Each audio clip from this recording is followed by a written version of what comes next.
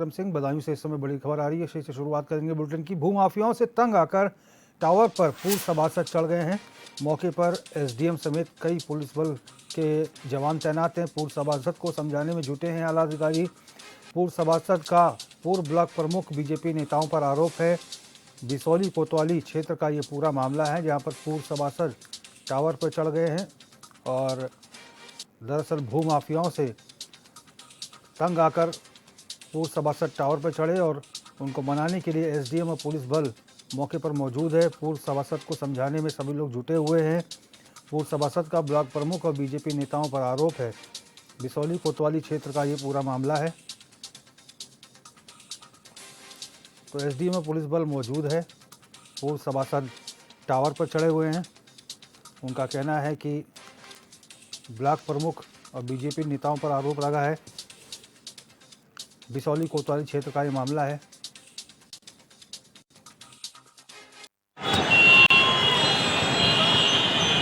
मैं विजय बाबू Kohli, son of Shri Jagdish Kohli, मोहल्ला ओली चौक, ward number 5, Bisauli, जिला बदायूं का निवासी हूँ।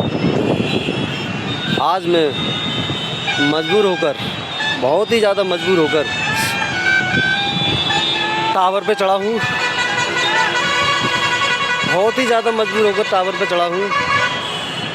मेरे लिए इंसाफ मतलब कानून अलग है, सामने वाली पार्टी को कानून अलग है, इसलिए इस कारण मैं टावर में चढ़ा हूँ। मतलब मेरा दाखिला खारिज कैंसिल प्रस्ताव होने के बावजूद भी कर दिया गया और अब मुझे 2 तारीख में वापस कर दिया कि आज प्रस्ताव है जी, मैं भुवनेश कुमार मौर्य एडवोकेट विजय बाबू की तरफ से अधिवक्ता हूँ। विजय बाबू ने एक संपत्ति आराजी वजीरगंज में खरीदी थी जी, जिसका कुरावार बंटवारा हो गया जी। बंटवारा होने के बाद उसने धारा 80 भी करा लिया। धारा 80 कराने के बाद में उसने उस पर अपना निर्माण कार्य किया। निर्माण कार्य शुरू करा दिया गया जी। वहाँ के लोकल दबंगों द्वारा और प्रतिवादियों द्वारा थाना वजीरगंज पुलिस के द्वारा उसको धमकाया गया, तेरे बाप में दम है तो ये बना लेना। इस कारण से वो परेशान होकर, पीड़ित होकर आज टावर पर चढ़ गया है, जिसे उतारने के लिए हम सब लोग प्रयास कर रहे हैं। क्या नाम है इनका जो टावर पर चढ़े हैं? विजय बाबू सन ऑफ जगदीश। कितनी ज़मीन का मामला? ये 254 एरी ज़मीन है इसकी। आप उनके अधिवक्ता हैं, क्या मांग है इनकी? उनकी मांग है मेरे निजी ज़मीन पर निर्माण कार्य शुरू करा दिया जाए, जो पुलिस द्वारा रोका गया है, दबंगों द्वारा रोका गया है। बीजेपी प्रदेश प्रवक्ता श्री पूजन पाठक ने पीएम नरेंद्र मोदी को महात्मा गांधी, लाल बहादुर शास्त्री और दीनदयाल उपाध्याय जैसा महापुरुष बताया। श्री पूजन पाठक ने कहा कि 17 सितंबर से 2 अक्टूबर तक 4 महापुरुषों का जन्म हुआ था, जिसमें नरेंद्र मोदी, महात्मा गांधी, दीनदयाल उपाध्याय और लाल बहादुर शास्त्री शामिल हैं। मेरे बयानों से आपको कहीं भी एक नहीं लगा कि ये मैंने इस प्रकार का कोई बयान नहीं दिया जिसमें कि इक्वल खड़ा किया। मैंने कहा कि 17 से आप देखेंगे कि 17 से 2 तक 4 महापुरुष, हाँ, चारों महापुरुष हैं। अब इसमें ये संजोग है कि हम प्रधानमंत्री जी भी 17 तारीख के हैं। भारत का 3 बार जो नेतृत्व कर रहे हैं, लगातार निर्विवाद रूप से, बिना कोई आरोप प्रत्यारोप के, और निरंतर गरीबों की सेवा कर रहे हैं, देश की सेवा कर रहे हैं। आज दुनिया में भारत को इन्होंने स्थापित किया है और भारत की सांस्कृतिक विरासत को, भारत की आर्थिक चीजों को देश में ऊंचा किया है, विश्व में ऊंचा किया है। तो स्वाभाविक है आज वो हम सबका नेतृत्व कर रहे हैं देश का, लेकिन वो एक महापुरुष हैं, इसमें कहीं कोई शंका नहीं है। लेकिन ये तुलना नहीं की जा रही है। ये एक, मैंने कहा कि ये चारों संजोग है कि 4 महापुरुष एक साथ आपको दिख रहे हैं और एक पखवाड़ा है। रांची में सरकार की ओर से मुख्यमंत्री किचन योजना के तहत सीएम किचन का निर्माण कराया गया, लेकिन निर्माण कार्य के 3 साल पूरे होने के बावजूद विभाग बिल्डिंग का हैंडओवर नहीं ले रहा है।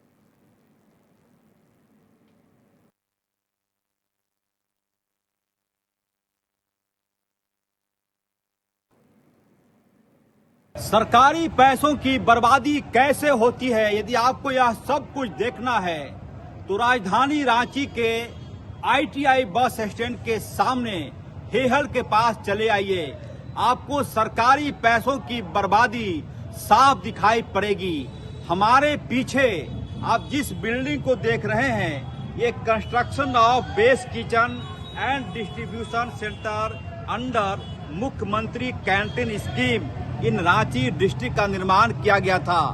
कैबिनेट के एक फैसले के बाद यह तय हुआ था कि स्कूलों में बच्चों का जो मिड डे मील है वो सेंट्रलाइज किचन के में तैयार होकर स्कूलों में वितरित किया जाएगा, ताकि स्कूलों में शिक्षकों को किसी प्रकार की परेशानी न हो। और इसी के मद्देनजर कैंटीन स्कीम के तहत मुख्यमंत्री कैंटीन का निर्माण हुआ। राजधानी रांची के हेहल के पास लगभग 4 से 6 करोड़ रुपए खर्च हुए। लेकिन अब कहानी यह है कि इस बिल्डिंग को बने हुए लगभग 3 साल हो गए।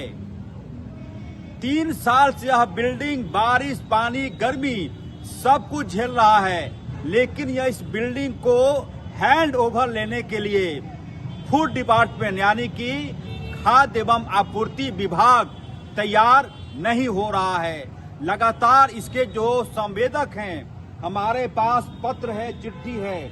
मेसर्स अशोक मंडल ने 1-2 नहीं, 3-4 नहीं, लगभग दर्जनों बार विभाग को पत्र लिखा, कहा कि हुजूर बिल्डिंग बना दिया है, आप इसे हैंडओवर ले लीजिए।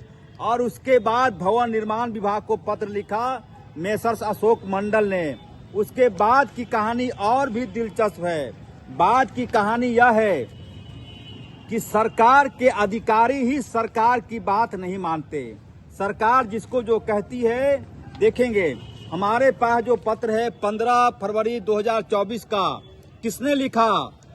प्रबंधक सह कार्यपालक अभियंता झारखंड राज्य भवन निर्माण निगम लिमिटेड ने लिखा। किसको? निदेशक खाद्य एवं आपूर्ति विभाग को। कहा कि उपयुक्त विषय के संबंध में कहना है कि रांची जिला के तहत construction of base kitchen and distribution centre under मुख्यमंत्री canteen scheme in Ranchi district में बेस किचन का निर्माण कार्य पूरा किया जा चुका है। डिस्ट्रीब्यूशन सेंटर की जमीन उपलब्ध नहीं होने के कारण कार्य नहीं हो पाया है। अतः उक्त आलोक में अनुरोध है कि उक्त बेस किचन भवन का स्थान लेने हेतु संलग्न विवरणी सामग्रियों का मिलान करते हुए उपलब्ध कराएं। उसके बाद एक और पत्र में दिखा रहा हूं। उस पत्र में कहा गया है, फिर लिखा इन्होंने अशोक मंडल ने कि निर्माण कार्य पूरा हो गया, इसको आप ले लें, हैंड ओवर ले लें। लेकिन अभी तक इसका निर्माण कार्य होने के बाद भी अभी तक नहीं लिखा। उसके बाद फिर पत्र लिखा गया अशोक मंडल के तहत, किसे? कार्यपालक के बनता झारखंड राज्य भवन निर्माण विभाग को कि कैंटीन का काम पूरा हो चुका है, इसको आप ले लें। लेकिन अब तक ऐसा नहीं हो पाया है। हमारे साथ इंजीनियर साहब मौजूद हैं। पूरी कहानी है क्या संक्षेप में? सर, मुख्यमंत्री कैंटीन योजना के तहत ये बिल्डिंग बना था सर। इसको बने हुए लगभग 3 साल से अधिक हो गया जी। तो सर, ये बिल्डिंग का अभी तक हैंड ओवर नहीं हुआ है। हम लोग बारंबार लिखित एवं मौखिक अनुरोध किए हैं हैंड ओवर लेने के लिए, लेकिन अभी तक हैंड ओवर नहीं लिया। परेशानी क्या हो रही है? परेशानी सर, वो बोल रहे हैं कि हम ये बिल्डिंग अभी बात करेंगे बड़ी अधिकारी से, अभी हम लेकर क्या करेंगे। बीच में डीएसओ तो आए थे? जी, डीएसओ साहब आए थे सर। डायरेक्टर साहब के द्वारा डीएसओ साहब को निर्देश दिया गया था कि ये बिल्डिंग को आप जांच करके हैंड ओवर ले लीजिए।